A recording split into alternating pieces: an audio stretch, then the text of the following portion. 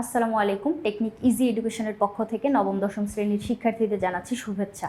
আজকের পর্বে আমরা কিছু নৈর্ব্যক্তিক নিয়ে তোমাদের সাথে আলোচনা করব, যেখানে জেনেটিক ইঞ্জিনিয়ারিং বা রিকম্বিনেন্ট ডিএনএর রিলেটেড এমসিকিউগুলো আমরা একসাথে করছি। দেখো তো কি বলছে, জেনেটিক ইঞ্জিনিয়ারিংয়ে কোনটির পরিবর্তন ঘটে। এখন জেনেটিক ইঞ্জিনিয়ারিং কি এই জিনিসটা আমি তোমাকে একটু বলি। ধরো আমি ভেড়া পালন করি, কেমন, এই পাশে আমার যে ভেড়াগুলো আছে এই ভেড়াগুলো পশম অনেক ঘন এবং ওদের পশমের গুণগত মান অনেক ভালো, যার জন্য আমি এগুলো চড়া দামে বিক্রি করতে পারতেছি। তোমরা জানো যে ভেড়ার পশম থেকে ওই যে কুশি কাটা দিয়ে আমরা তোমার কার্ডিগান, মাফলার এগুলো তৈরি করতে পারতেছি। সেক্ষেত্রে আমি ওদের পশমগুলো খুব চড়া দামে বিক্রি করতে পারতেছি। এই পাশে আমার আরেক পাল ভেড়া আছে, ওদের পশমগুলো এত বেশি ঘন হয় না, পশমের গুণগত মান এত ভালো না, যার জন্য আমি লাভবান হইতে পারতেছি না। আমার মনে হচ্ছে এই পাশের ভেড়াগুলারও যদি এরকম পশম থাকতো সেক্ষেত্রে কতই না ভালো হইতো। এই যে তোমার এই যে কল্পনাটা, এটা কিন্তু বাস্তবে এখন রূপান্তর করা সম্ভব। তুমি ওই ভেড়াগুলোর উন্নত পশমের জন্য যে জিনটা কাজ করতেছে ওই জিনটাকে নিয়ে অনুন্নতগুলোর ভিতর দিয়ে দাও, সেক্ষেত্রে দেখবা ওই অনুন্নত ভেড়াগুলারও কিছুদিন পর থেকে কি হবে, এরকম ঘন পশম, গুণগত মান উন্নত, এরকম পশম তাদের হচ্ছে। সেক্ষেত্রে দেখো এই যে ভেড়াগুলো অনুন্নত ছিল ওরা এখন উন্নত বৈশিষ্ট্য সমৃদ্ধ হয়ে গেল। এখন এই ভেড়াগুলোকে আমি বলবো জিএমও বা ট্রান্সজেনিক জীব। ওরা পরিবর্তিত হয়ে গেল না, ওরা তো আগে এরকম ছিল না, নতুন বৈশিষ্ট্য পাইছে, নতুন পরিবর্তন হয়েছে। তাহলে এই যে জিএমও, জেনেটিক্যালি মডিফাইড অর্গানিজম, তখন এই ভেড়াগুলোকে আমি বলবো ট্রান্সজেনিক জীব বা জিএমও। এখন এইখানে পরিবর্তনটা কিসের হইল বলো তো? জীবটা যে তৈরি হয়েছে ওইটাকে আমরা বলবো জিএমও। এখানে কি আরএনএর পরিবর্তন হয়েছে? আমি কি বলছি, ওখান থেকে যে জিনটা এই উন্নত বৈশিষ্ট্যের জন্য দায়ী ওই জিনটা এনে আমি দিয়ে দিব। সেক্ষেত্রে এই যে দেখো আমাদের কোষের ভিতর আছে নিউক্লিয়াস, নিউক্লিয়াসের ভিতরে আছে ক্রোমোজোম, ক্রোমোজোমের ভিতরে আছে ডিএনএ, ডিএনএর ভিতরে আছে জিন, জিনের ভিতরে আছে বৈশিষ্ট্য। তাহলে দেখো এই যে বৈশিষ্ট্যটাই তো আমি নিয়ে যেতে চাইতেছি, এই যে উন্নত বৈশিষ্ট্যটা এটাই তো আমি ওই অনুন্নত ভেড়াগুলোর ভিতরে দিতে চাচ্ছি। তাহলে আমি এখানে ডিএনএটা ট্রান্সফার করে নিয়ে যাব। এখানে উন্নত জীবদের ক্ষেত্রে আমরা কিন্তু আরএনএ নিব না। আর জিপিটি এটা কি জিনিস? এটা তো কিছুই না। সেক্ষেত্রে আমরা কি দেখতেছি, কোনটির পরিবর্তন ঘটতেছে? ডিএনএ এর পরিবর্তন ঘটতেছে, কারণ ডিএনএ বৈশিষ্ট্য ধারণ করে। এখন ওই বৈশিষ্ট্যটা চেঞ্জ হয়ে গেছে, তার মানে পরিবর্তনটা কোন জায়গায় হইলো? ডিএনএতে হইলো। এরপরে দেখো জীব প্রযুক্তি বিজ্ঞাপনের একটি গুরুত্বপূর্ণ শাখা, বিজ্ঞাপনের না, এই জায়গায় তো বিজ্ঞানের একটি গুরুত্বপূর্ণ শাখা। এই প্রযুক্তির সাহায্যে নতুন ও উন্নত বৈশিষ্ট্য সম্পন্ন জীব সৃষ্টি করা যায়, যার ফলে আমাদের চারপাশের সমাজে ব্যাপক পরিবর্তন লক্ষণীয়। জেনেটিক ইঞ্জিনিয়ারিং এর অপর নাম রিকম্বিনেন্ট ডিএনএ প্রযুক্তি। তাহলে জেনেটিক ইঞ্জিনিয়ারিংকে আমরা কি বলতে পারতেছি? রিকম্বিনেন্ট ডিএনএ প্রযুক্তিও বলতে পারতেছি। এখন প্রশ্নটা কি করছে, উদ্দীপকের শেষে যে নামটি বলা হয়েছে নামটি কি? রিকম্বিনেন্ট ডিএনএ প্রযুক্তি।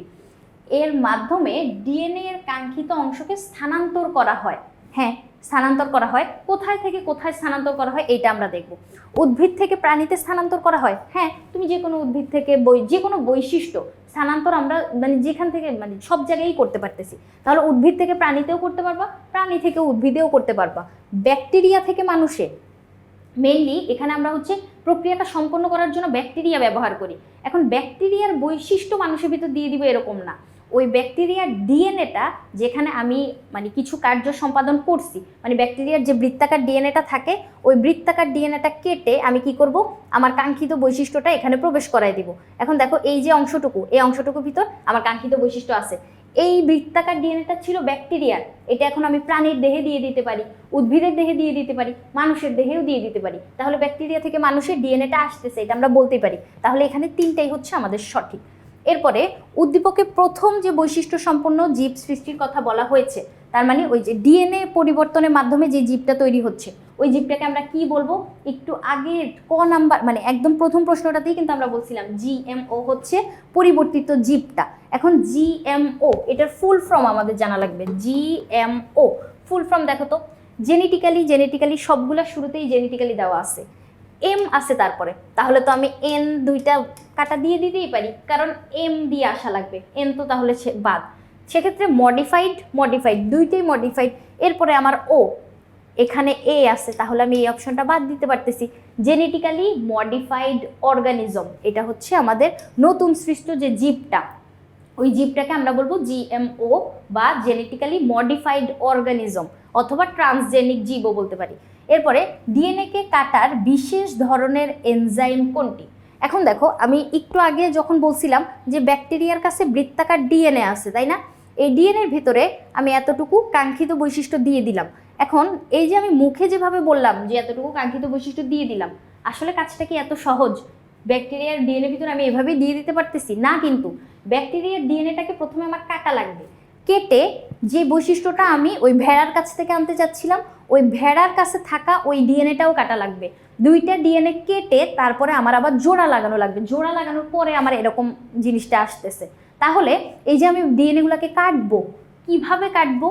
ছোট্ট এই ডিএনএগুলা দেখো, কোষই তো কত ছোট, কোষ তো আমরা খালি চোখে দেখতেও পাই না।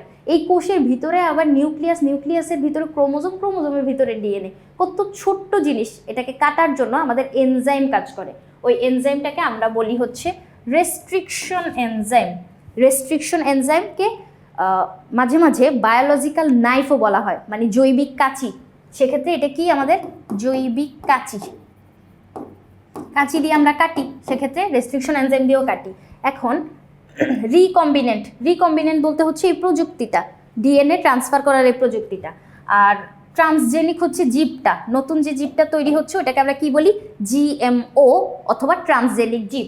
এরপরে দেখো লাইগেজ, লাইগেজ দিয়ে কি করে? আমি কি বলছিলাম, ওই যে বৈশিষ্ট্যটা বা ডিএনএটা আমি কেটে আনলাম, ব্যাকটেরিয়ার ডিএনএটাও আমি কাটলাম, কেটে জোড়া লাগাই দিলাম। এই যে জোড়া লাগানো, কোষের ভিতর কি এখন তুমি সুপার গ্লু দিয়ে জোড়া লাগাবা? না তো, এখানেও এনজাইম কাজ করতেছে, সেটা হচ্ছে আমাদের লাইগেজ এনজাইম। এটা জোড়া লাগাইতে সাহায্য করে, জোড়া লাগাইতে সাহায্য করে।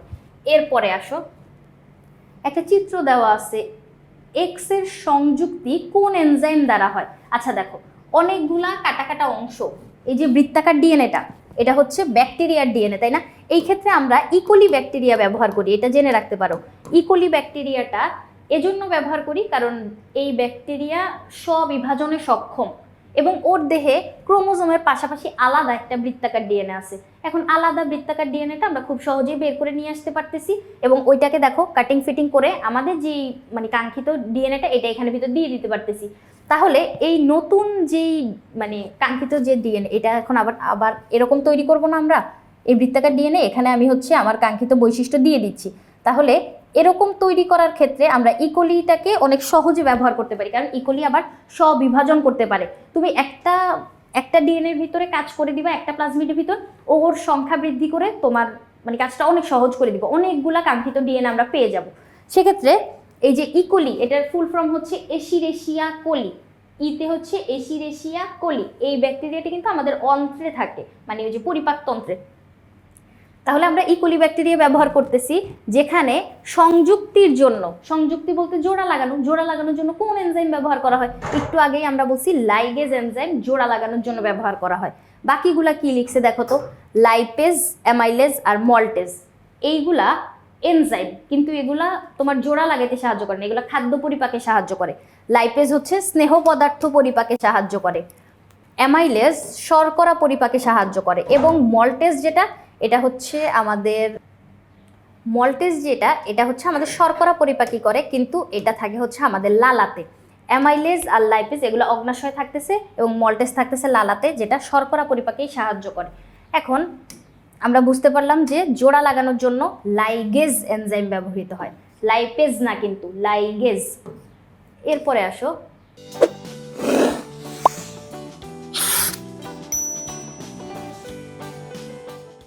রিকম্বিনেন্ট ডিএনএ প্রতিস্থাপন করা হয় কোনটিতে? এখন চলো আমরা দেখি রিকম্বিনেন্ট ডিএনএ, তার মানে ডিএনএ ট্রান্সফার করব কোন জীবের ক্ষেত্রে আমরা এটা করছি। দেখো তো, জোজোবা উদ্ভিদ থেকে তেল নিষ্কাশন, এই জোজোবা উদ্ভিদ কিন্তু আমরা টিস্যু কালচারের মাধ্যমে তৈরি করছি, এটা রিকম্বিনেন্ট ডিএনএ প্রযুক্তি না। এরপরে চন্দ্রমল্লিকার চারা, আমরা চন্দ্রমল্লিকার 88 কোটি চারা এক বছরে তৈরি করতে পারতেছিলাম টিস্যু কালচারের মাধ্যমে। জুই সাসপেনশন হতে আতর তৈরি করা, এই তিনটা হচ্ছে আমাদের টিস্যু কালচারের উদাহরণ দিল, টিস্যু কালচার।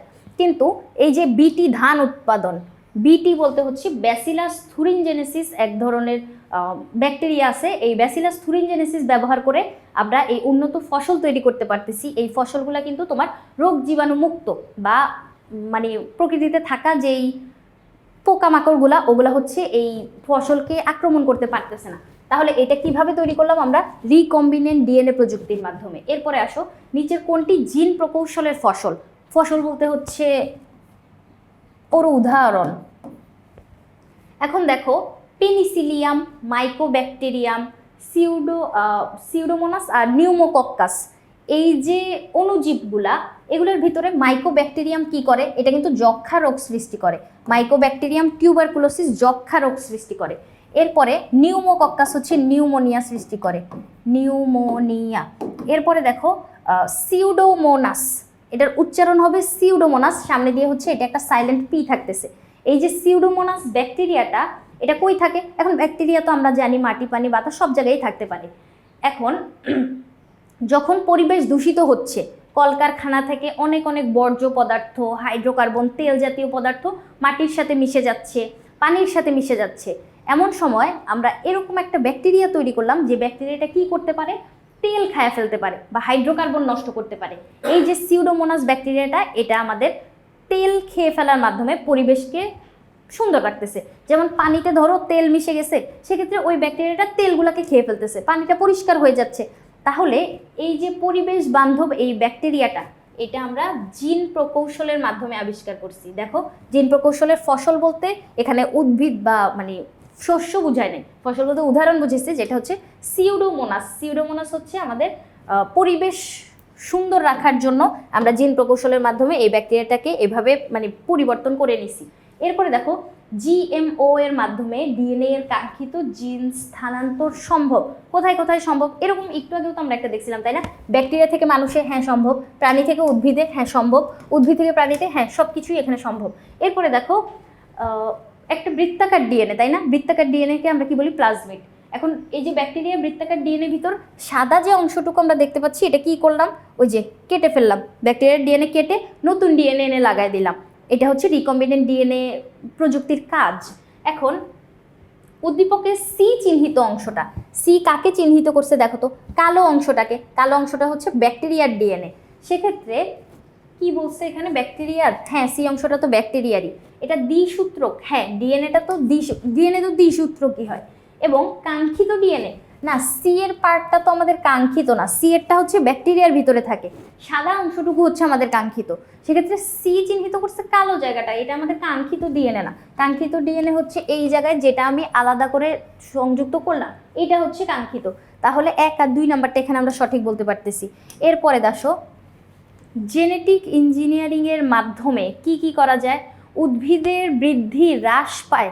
ওমা, কোনো একটা পদ্ধতি ব্যবহার করে আমি কেন চাইবো আমার ফসলের বৃদ্ধি কমে যাক? এটা কেউ চাইবে না, পাগলও তো চাইবে না। সেক্ষেত্রে বৃদ্ধি হ্রাস পাবে, এটা কখনোই সম্ভব না।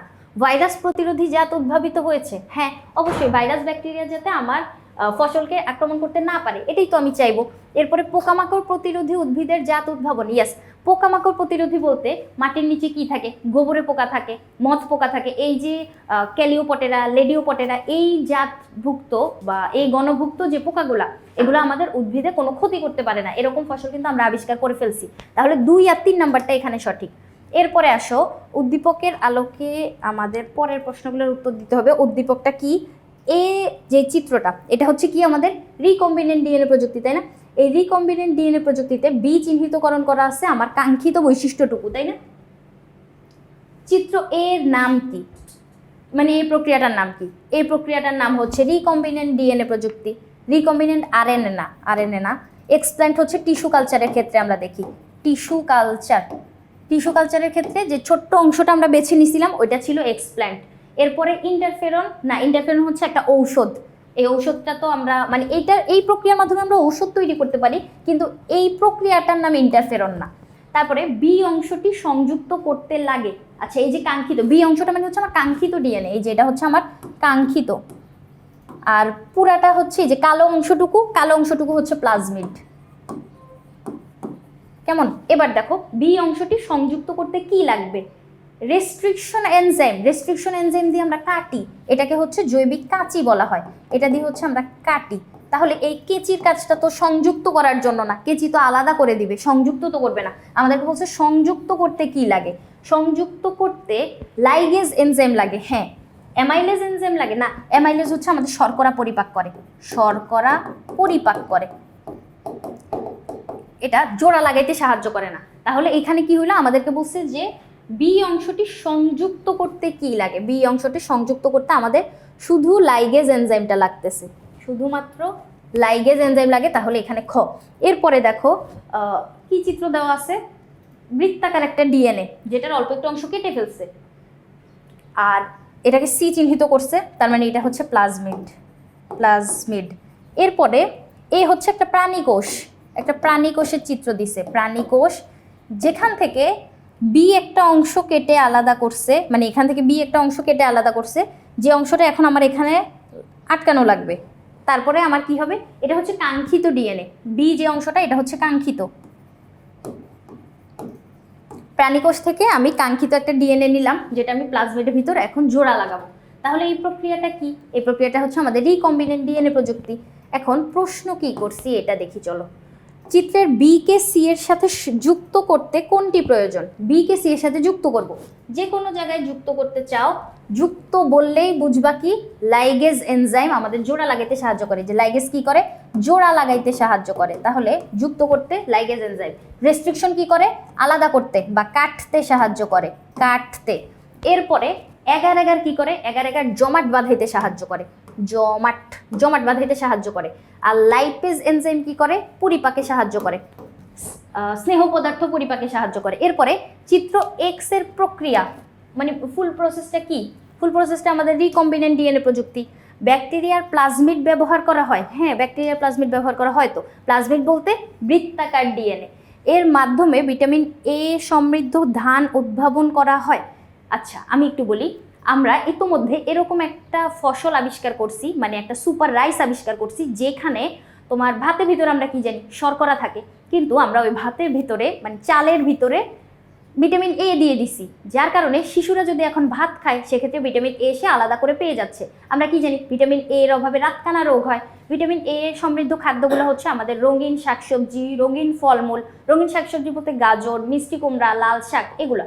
এখন এগুলো ছোট বাচ্চারা শাকসবজি খাইতে চায় না, সেক্ষেত্রে ওরা যখন ভাত খাচ্ছে ভাতের সাথেই ভিটামিন এটা পেয়ে যাচ্ছে, রাতকানা রোগ থেকে ওরা মুক্তি পাচ্ছে। সেক্ষেত্রে এই কাজটা কিন্তু আমরা এই রিকম্বিনেন্ট ডিএনএ প্রযুক্তির মাধ্যমে অলরেডি করে সাফল্য অর্জন করছি। তাহলে এই কাজটাও আমরা এখানে করতে মানে হচ্ছে বলতে পারতেছি। তাহলে ঘ হচ্ছে এখানে আমাদের উত্তর, সবগুলাই সঠিক। এরপরে আসো, দেখো কি দেওয়া আছে, একটা চিত্র পি। চিত্র পি দেখে আমরা কি বুঝতে পারতেছি, এটা কিন্তু আমাদের ইকোলি ব্যাকটেরিয়া। এই যে ইকোলি ব্যাকটেরিয়াটা, এশিরেশিয়া কোলি এটাকে আমরা বলি। এখন এই ব্যাকটেরিয়াটা আমরা ব্যবহার করি কি জন্য, কারণ ওর একটা আলাদা বৃত্তাকার ডিএনএ থাকে, এটার কারণে আমাদের কাজটা অনেক বেশি সহজ হয়ে যায়। এখন এই যে অণুজীবটা, এটা ব্যবহার করে আমরা বিভিন্ন ধরনের ঔষধ তৈরি করতে পারি। ইনসুলিন তৈরিতে, ইনসুলিন কি জিনিস, ইনসুলিন হচ্ছে ডায়াবেটিক্সের ঔষধ। যখন আমাদের রক্তে গ্লুকোজের পরিমাণ অনেক বেশি বেড়ে যায়, তখন আমরা ইনসুলিন ইনজেক্ট করার মাধ্যমে ওই পরিমাণটা কমায় আনতে পারি। তাহলে ইনসুলিন তৈরির ক্ষেত্রে আমরা এই ইকোলি ব্যবহারটা দেখতে পারি। মানব বৃদ্ধির যে হরমোন, আমরা জানি যে বামনত্ব যে রোগটা আছে, বামনত্ব রোগ, সেক্ষেত্রে এই রোগটার মানে ঔষধ হিসেবে আমরা এই ইকোলি ব্যাকটেরিয়া ব্যবহার করে একটা মানে ঔষধ বা প্রতিষেধক তৈরি করছি, যেটা কি করে বৃদ্ধিতে সহায়তা করে। এরপরে দেখো হেপাটাইটিস বি, যেটাকে আমরা কি বলি জন্ডিস, জন্ডিসের জন্য যে ঔষধটা আবিষ্কার করা হয়েছে ওইটা হচ্ছে ইন্টারফেরন। এই যে ইন্টারফেরন, এটা আমরা অণুজীব ব্যবহার করেই তৈরি করছি, কিন্তু ওই জায়গাটা কিন্তু আমরা ইকোলি ব্যাকটেরিয়া ব্যবহার করি নাই, এখানে ব্যবহৃত হয়েছে ইস্ট। ইস্ট ব্যবহারের মাধ্যমে আমরা এই হেপাটাইটিস বি এর ঔষধটা আবিষ্কার করছি। সেক্ষেত্রে এই পি অণুজীবটা ব্যবহার করে আমরা 1 আর 2 নাম্বার কাজটা সঠিক বলতে পারতেছি, 3 কিন্তু এখানে আমরা করতেছি না। তাহলে এখানে সঠিক উত্তর হচ্ছে ক নাম্বারটা, 1 আর 2। আশা করি বুঝাইতে পারছি। পরবর্তী পর্ব দেখার আমন্ত্রণ রইল। ধন্যবাদ সবাইকে।